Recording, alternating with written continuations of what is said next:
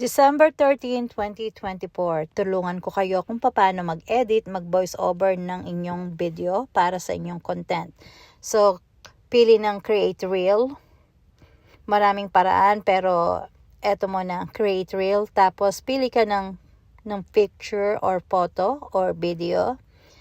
Pipili ako ng video na maikli lang. Katulad niyan, ginawa ko lang. So, click audio, tapos control. Tapos yan, yung blue na yan, yung mahaba na blue, yan yung original voice mo. Alisin mo, or kung gusto mo, i-keep mo. And then dito, pipili ka ng music kung gusto mo. Kung gusto mo lang naman. Kung ayaw mo, di wag. Tapos, mag-a-add ka ng voice over.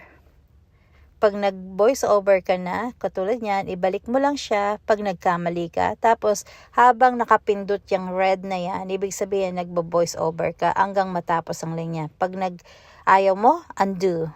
Lahat naman pwedeng magbago. So, click ng ipi-play mo siya para marinig mo kung nagkamali ka or kung gusto mo na siya. Malapit na ang bagong taon, so tulungan ko kayong magkaroon pa ng mas maraming skills dito sa paggawa ng content. Don't forget na maglagay ka ng thumbnail or titulo. Pag naglalagay tayo kasi ng titulo, mas nagkakaroon ng mas napapansin ang iyong video ng mga followers mo. Katulad yan, Bundled Up with Heidi. Tapos kung gusto mo siyang i-square, pwede yan. Tapos palitan ng kulay, pwede din yan. Meron akong tutorial niyan kung gusto nyo lang. Tapos syempre lagyan nyo ng titulo. Ang titulo, ibig sabihin kung ano yung gusto mo na ayon may kinalaman dyan sa video nyo. So katulad yan. And then click mo yung location. Tapos yung hashtag.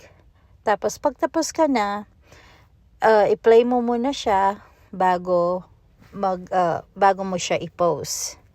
Eto ngayon gamit ang CapCut. Kasi nga, pero yung video galing yan sa Facebook para mas maipakita ko sa inyo na mga may stickers at makasunod kayo, ginagamit ko ang CapCut.